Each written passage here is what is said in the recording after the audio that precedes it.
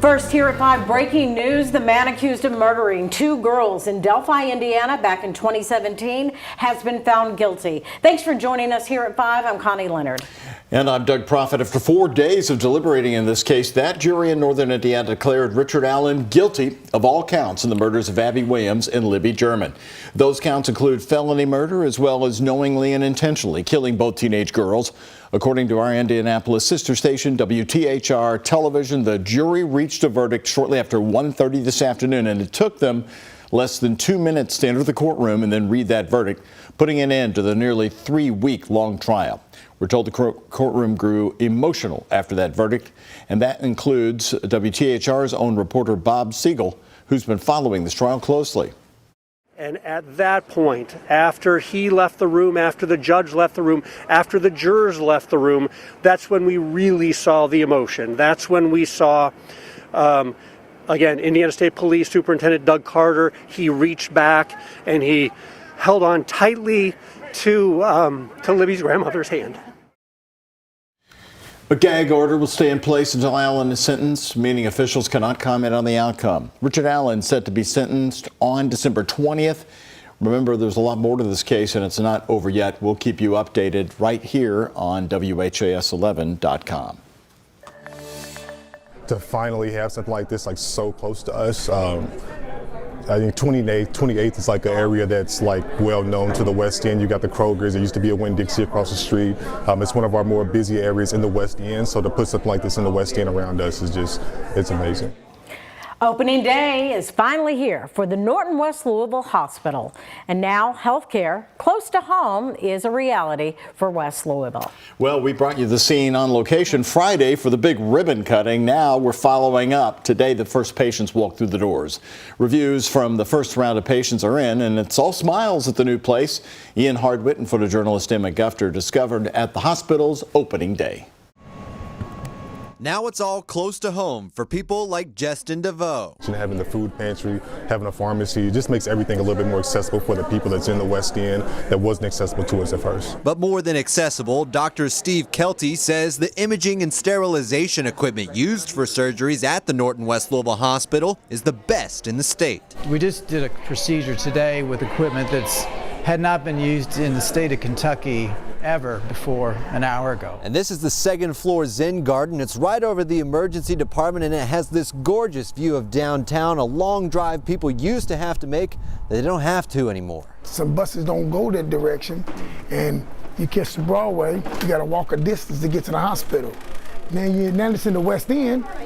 Now you can be real close, so the bus will bring you here. You can get off at the Neal Center, come straight over here. Lionel Moore switched his primary care over to the new hospital. He grew up 5 blocks away and still has plenty of family in the area. And it's going to help a lot of people in the West End. Help with a smile. Russ, can you say hi? Say hello. Maybe the wag of a tail if you come through at the right time. DeVoe agrees it's part of a West End renaissance. It just brings a lot more opportunities for us and a lot more opportunities for maybe different businesses to get involved as well. He's hopeful it means more will move to the area soon.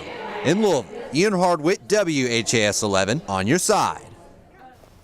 Well, nearly 150 patients came through the now open doors at the new Norton West Louisville Hospital today, and that does not count the 13 people who actually showed up by the ribbon cutting last week, but could not be treated until today. And the West Louisville community had a hand in nearly every aspect of planning the new facility, including what it looks like inside. Much of the artwork you'll see was made by Black artists with ties to Louisville, like Braylon Resco Stewart. He told us the support encourages young people to be creative. Putting my face to this art, it opens up the doors for a lot of people that look like me, a lot of young kids that look like me that, you know, don't think that scribbling on a notebook and doing some weird painting, you know, is going to get you anywhere, but it will if you keep at it. Resco also told us his piece at the hospital represents heritage and resilience. You can find his pieces in local restaurants and other businesses. He's even painted some murals around the city. And our team has been covering this hospital's opening extensively, from personal tours to the local contractors who played a part in its construction. You can watch all of it on our website, WHAS11.com.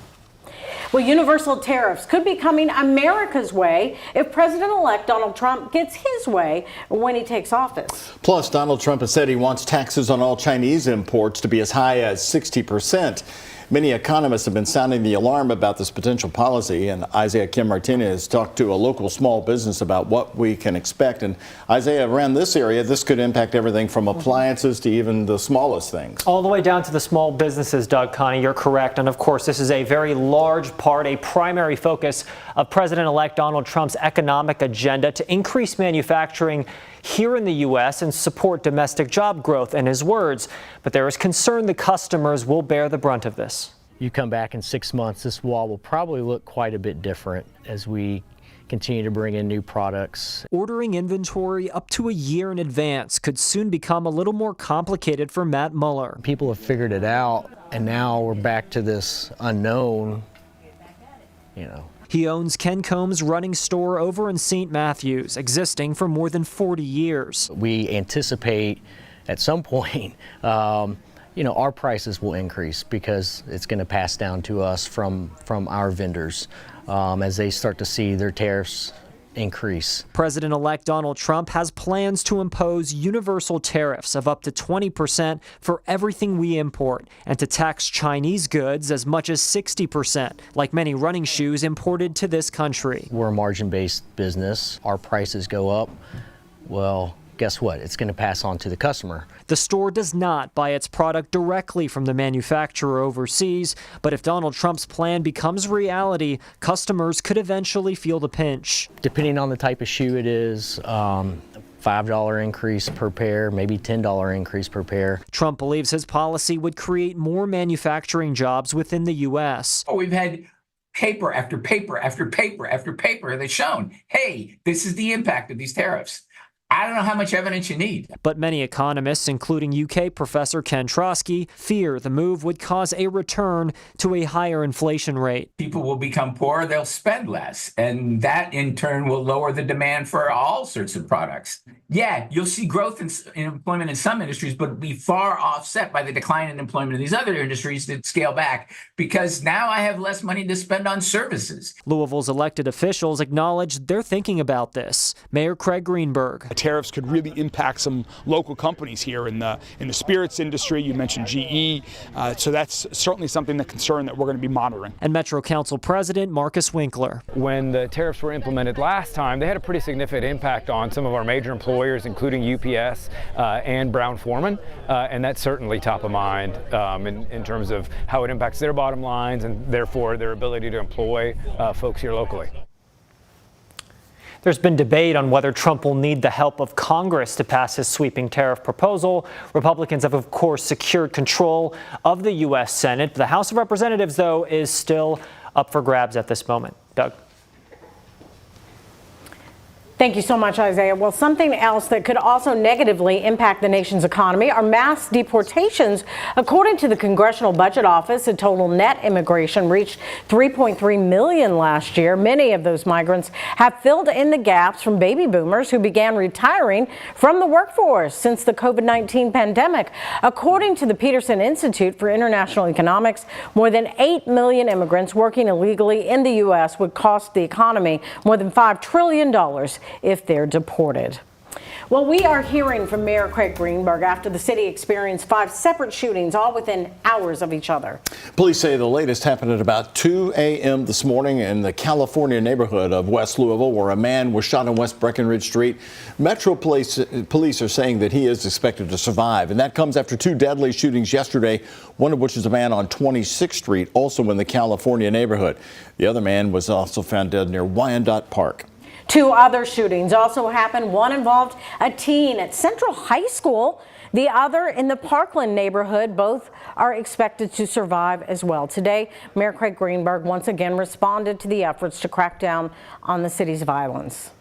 We have far too much gun violence in this community, and so working closely with Chief Humphrey to continue to hire more police officers, continue. Last week I just had a really good meeting about group violence intervention, working to crack down on gang violence that's happening in parts of our community. We're going to continue to do everything we can every day to reduce the amount of violent crime in our community. Anyone with information on these shootings is urged to call the police tip line at 574 LMPD. Also here tonight at 5 o'clock, the Shelby County Sheriff's Office needs your help identifying the people it says are responsible for stealing copper wire throughout Shelby County. The Sheriff's Office says this truck and trailer were recently used in a high-value theft in Shelby County. The office says it's offering a $1,000 reward right now for any information leading to the arrest of a suspect. If you can provide any tips to detectives out in the Shelbyville area, there's the number on your screen to call, 502-633-4324. Some more local news now. The U.S. Department of Housing and Urban Development finds there are more than 32,000 homeless vets nationwide. To help them out, one local high schooler is making it her mission to provide hundreds of warm outerwear kits to homeless vets from coast to coast. 17-year-old Ashley Nivison and a team of volunteers from the community are working all day long to prepare those kits. They include outerwear like a jacket, scarf, as well as hygiene bags and a thank you card. When all is said and done, they hope to donate 800 outerwear kits to veterans in all 50 states and D.C. We have reached a lot of sponsors and they have given us a lot of money, which we're very, very grateful for. And then we were able to purchase it all and then have all of our volunteers pack it today. Ashley says she hopes to keep expanding the drive every year and one day hit a goal of 50,000 outerwear kits distributed to veterans. She and her team of volunteers are expected to finish up around 8 o'clock tonight.